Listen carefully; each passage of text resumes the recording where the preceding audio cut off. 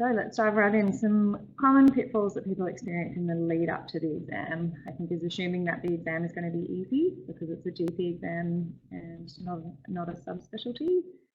I think that they are the barrier exams for fellowship in GP, and they are difficult, but the pass rates are also quite good.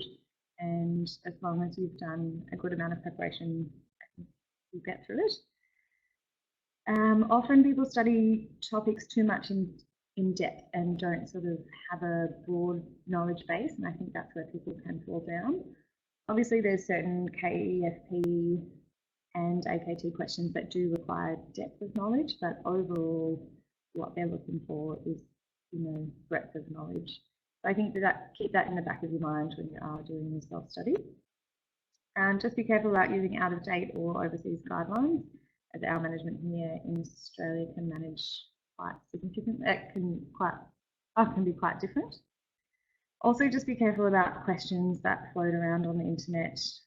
I do remember going to one of the exam preparation talks by RSEGP, and they did mention that sometimes they try and join Facebook groups where questions do circulate, and then they sort of see what answers people give, and sometimes even use these questions, especially in the AKT, with slightly different information, and therefore the answer is different.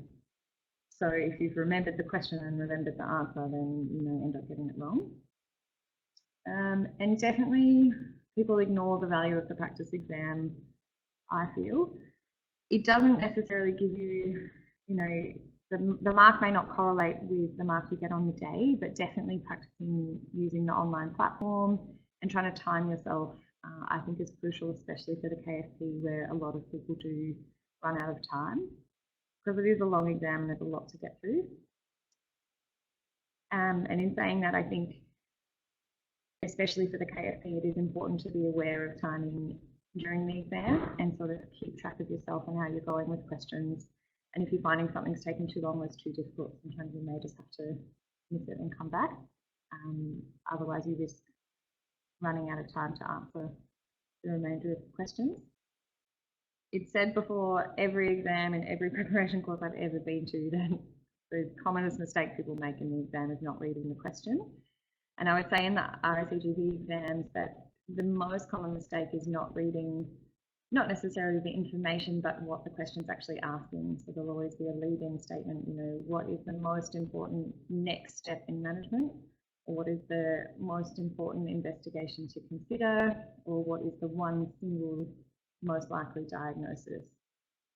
Versus what is the one single most important diagnosis? And I think making sure you read that lead-in statement over and over again before answering the question is important.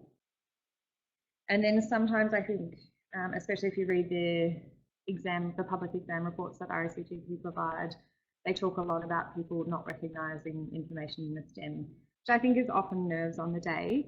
But, if they've mentioned in the STEM that the patient is a non-smoker, then just remember not to write in your management to quit smoking or provide smoking cessation advice or whatever you would write. And I think that they mention it a lot in those reports. I think people often just